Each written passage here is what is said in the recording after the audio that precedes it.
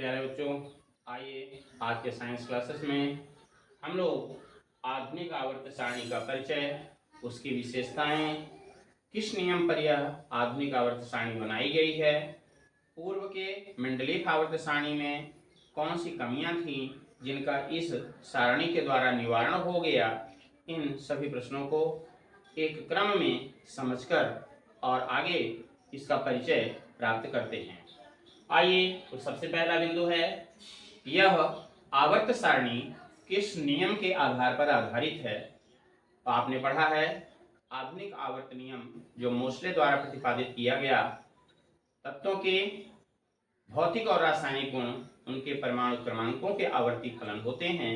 उसी नियम के आधार पर यह आधुनिक आवर्त सारणी बनाई गई, जिसमें यह कहा गया कि परमाणु तत्वों को उनके परमाणु क्रमांक के बढ़ते हुए क्रम में रखा जाए तो मेंडलीय आवर्त सारणी के दोषों का निवारण हो जाता है।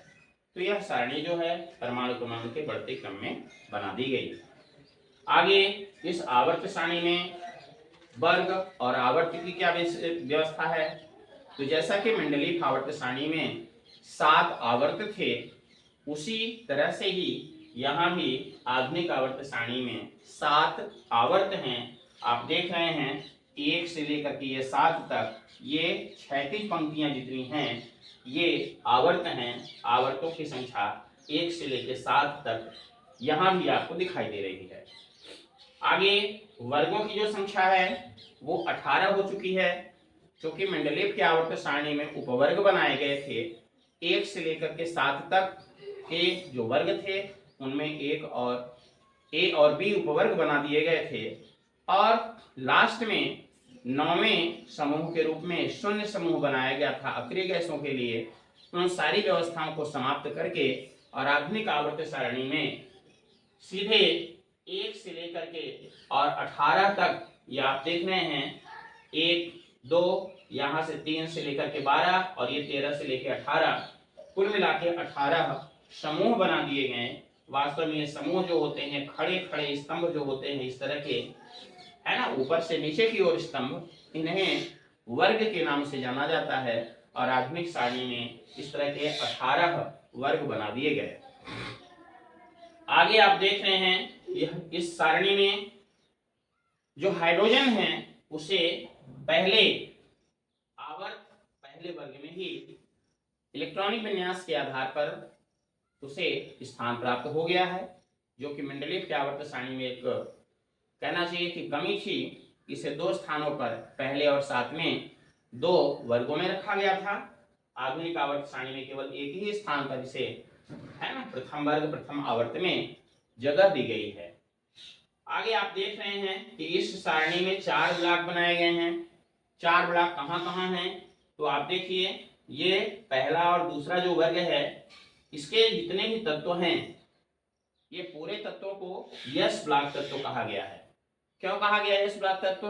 क्योंकि इनके अंतिम इलेक्ट्रॉन जो होते हैं इलेक्ट्रॉनिक विन्यास में यस ऑर्बिटल में आते हैं, इसलिए इन्हें यस ब्लॉक तत्व कहा गया। आगे आप देख रहे हैं ये 13 से लेकर के 18 समूह जो है, इनमें जितने भी तत्व आते हैं पूरे तत्वों को पी ब्लॉक तत्व कहा गया है। क्यों कहा गया?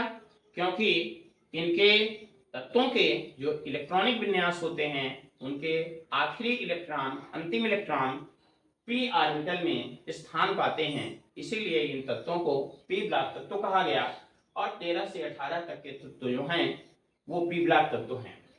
आगे आप देख रहे हैं बीच में ये देखिए 3 से लेकर के और 12 वर्ग के जितने भी तत्व हैं इन्हें संक्रमण तत्व या डी ब्लॉक तत्व कहा गया।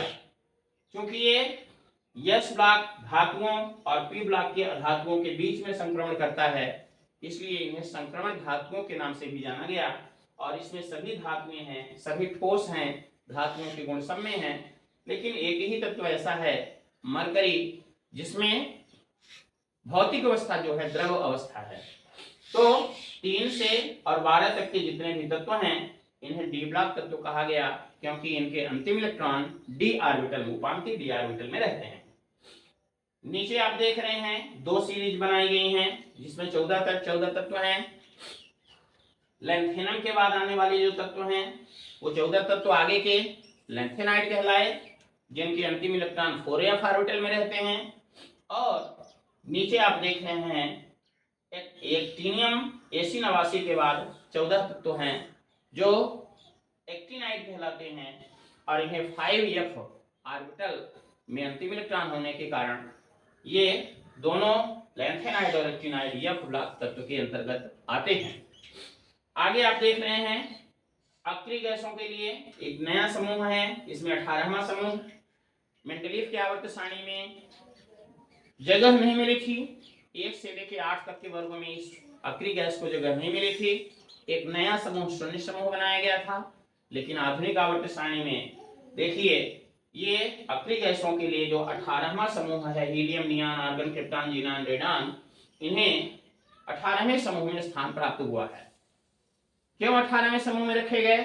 तो आप देखते हैं कि जो क्षार धातुएं होती हैं वर्ग 1 में ये सबसे ज्यादा धन विद्युतीय होती हैं, और 17वें समूह के जो हाइड्रोजन होते हैं वो सबसे ज्यादा ऋण विद्युतीय होते हैं। तो धन विद्युतीय और ऋण विद्युतीय इन दोनों के बीच उदासीन की स्थिति बनती है, और इसीलिए 18वें समूह में इन अक्रिय गैसों को रखा गया है। इसके बाद आप देख रहे हैं विकर्ण संबंध की भी व्याख्या इसमें संभव हो पाई है। विकर्ण संबंध क्या होता है? तो तीसरे या दूसरे और तीसरे आवर्त में जो तत्व हैं उनमें यह देखा जाता है कि द्वितीय आवर्त का प्रथम वर्ग का जो तत्व होगा वो तृतीय आवर्त के अगले समूह के तत्व के साथ गुणों में समानता प्रदर्शित करता है, जैसे लिथियम के साथ मैग्नीशियम की समानता।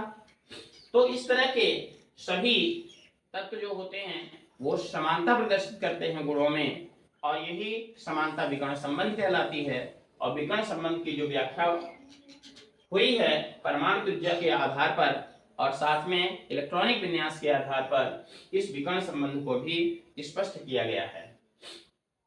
पिछली आवर्त सारणी में ये बात आई थी कि इनमें जो तत्व हैं अलग अलग गुण वाले तत्वों को एक साथ रख दिया गया है, लेकिन इस सारणी में अलग व्यवस्था की गई है। समान गुण वाले तत्वों को एक साथ रखा गया, जिनके भिन्न गुण हैं उनको अलग जगह दी गई।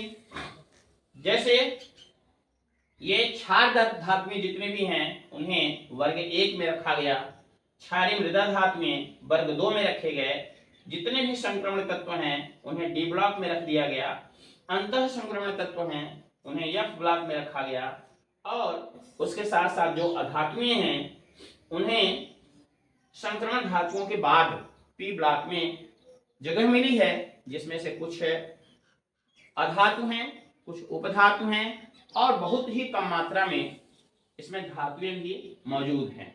तो इस तरह से आपने देखा कि आधुनिक आवर्त सारणी जिसे बोर-बरी नामक वैज्ञानिक ने तैयार की थी, किस नियम के आधार पर तैयार की? तो मोसले के आधुनिक आवर्त के नियम के आधार पर तैयार की। और यह सारणी आपके सामने पूरी तरह से स्पष्ट हो चुका कि इस सारणी की कौन कौन सी खास बातें हैं और कैसे इस सारणी को अच्छी तरह से समझा जा सकता है। धन्यवाद। हम लोग आधुनिक आवर्त सारणी के द्वारा मेंडलीफ आवर्त सारणी के दोषों का निवारण कैसे हुआ, इस समस्या का समाधान, इस प्रश्न का हल जानेंगे। तो आइए पहले देखते हैं कि पुरानी आवर्त सारणी यानी मेंडलीफ की आवर्त सारणी में कौन सी कमियां थी जिनका निवारण इस सारणी के द्वारा हुआ है। तो पहली कमी थी हाइड्रोजन का स्थान निश्चित न होना। हाइड्रोजन का स्थान मेंडलीफ की आवर्त सारणी में पहले वर्ग और 7वें वर्ग 2 जगह रखा गया था, इसलिए इस तत्व को आवारा तत्व का भी नाम दिया गया था। लेकिन आधुनिक आवर्त सारणी में चूंकि यह परमाणु क्रमांक के बढ़ते क्रम में बनाई गई है, इसलिए परमाणु क्रमांक 1 होने के कारण इस हाइड्रोजन को पहले वर्ग में ही यस ब्लॉक तत्वों के अंतर्गत जगह प्राप्त हो गई है, जो कि इलेक्ट्रॉनिक विन्यास के आधार पर सही है। दूसरा बिंदु था समस्थानिकों को उचित स्थान प्राप्त नहीं हुआ था, क्योंकि परमाणु भार के क्रम में बनाई गई थी, और एक ही तत्व के अलग अलग परमाणुओं के जो भार होते हैं समस्थानिकों में वो अलग अलग होते हैं। इसके आधार पर उनको अलग अलग जगह पर स्थान मिलना चाहिए, जो मंडलीय आवर्त सारणी में नहीं मिला था। लेकिन यहाँ पर आप देख रहे हैं कि एक ही तत्व के जो अलग अलग परमाणु अर्थात समस्थानिक होते हैं उनके परमाणु क्रमांक समान होते हैं। इसलिए इस सारणी में चूंकि परमाणु क्रमांक के आधार पर बनाई गई है, इसलिए एक ही जगह पर एक तत्व के सभी समस्थानिकों को जगह प्राप्त हो गई है और इस समस्या का भी समाधान हो गया। तीसरा बिंदु था अक्रिय गैसों को कोई जगह नहीं दी गई थी। चूंकि मंडलीय आवर्त सारणी में 8 वर्ग थे 1 से लेकर 8 तक, उनमें अक्रिय गैसों को कोई भी जगह प्राप्त नहीं हुई थी। एक अलग से समूह शून्य समूह बना करके और उसको संयोजित किया गया था। मंडलीय आवर्त सारणी की कमी, ये अक्रिय गैसों से संबंधित जो कमी थी उसका निराकरण करने के लिए आधुनिक सारणी में 18वें समूह में अक्रिय गैसों को रखा गया। और उसका कारण ये था कि चूंकि परमाणु क्रमांक के आधार पर तो ठीक ही है, लेकिन ये जो प्रथम वर्ग होता है वो धन विद्युतीय तत्वों का होता है और ये 17वां जो समूह होता है वो ऋण विद्युतीय तत्वों का होता है। तो सर्वाधिक धन विद्युतीय और सर्वाधिक ऋण विद्युतीय के बीच में अक्रिय गैसों को रखना सबसे उचित था और इसी आधार पर इलेक्ट्रॉन बंधुता और इलेक्ट्रोनेगेटिविटी इन दोनों बिंदुओं के आधार पर ये 18वें समूह में अक्रिय गैसों को रखना सबसे उचित था और इसीलिए इसे 18वें समूह में रखा गया। तीसरे बिंदु में आप देख रहे हैं विकर्ण संबंध की व्याख्या नहीं हो पा रही थी मंडलीय आवर्त सारणी में, समस्या थी एक। तो यहाँ मंडलीय आवर्त सारणी के दोषों का निवारण करते हुए विकर्ण संबंध की व्याख्या भी संभव हो गई। विकर्ण संबंध क्या होता है? तो द्वितीय आवर्त के जो तत्व होते हैं अगले समूह के तृतीय आवर्त के तत्वों के साथ गुणों में समानता प्रदर्शित करते हैं और इसी समानता को विकर्ण संबंध कहते हैं, जो इलेक्ट्रॉनिक विन्यास के आधार पर और परमाणु त्रिज्या के आधार पर स्पष्ट होता है। तो इस तरह से विकर्ण संबंध की व्याख्या भी संभव हो गई। समान गुण वाले तत्वों को साथ रखा जाना, आपने मंडलीय आवर्त सारणी में पढ़ा था कि समान गुण वाले तत्वों को अलग अलग रख दिया गया है जबकि भिन्न गुण वाले तत्वों को एक साथ रखा गया है। इस समस्या का समाधान भी इस सारणी के द्वारा हो गया। आप यहाँ देख रहे हैं कि समान गुण वाले जो तत्व हैं एक साथ हो गए। कैसे हो गए?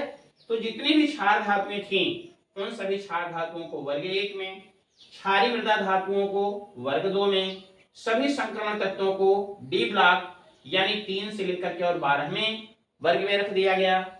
इसके अलावा जो प्रतिनिधि तत्व थे, ठीक है ना, बोरान परिवार, कार्बन परिवार, नाइट्रोजन परिवार, ऑक्सीजन परिवार, हैलोजन परिवार, ठीक है ना, अक्रिय गैसों का परिवार, उन्हें पी ब्लॉक के अंतर्गत अलग अलग समूहों में वर्गीकृत किया गया। हैलोजन को, जितने भी हैलोजन परिवार के सदस्य थे उन्हें 17वें समूह में रख दिया गया। इस तरह से आप देख रहे हैं कि समान गुण वाले जो तत्व हैं एक साथ हो गए हैं और भिन्न वाले अलग अलग हो गए।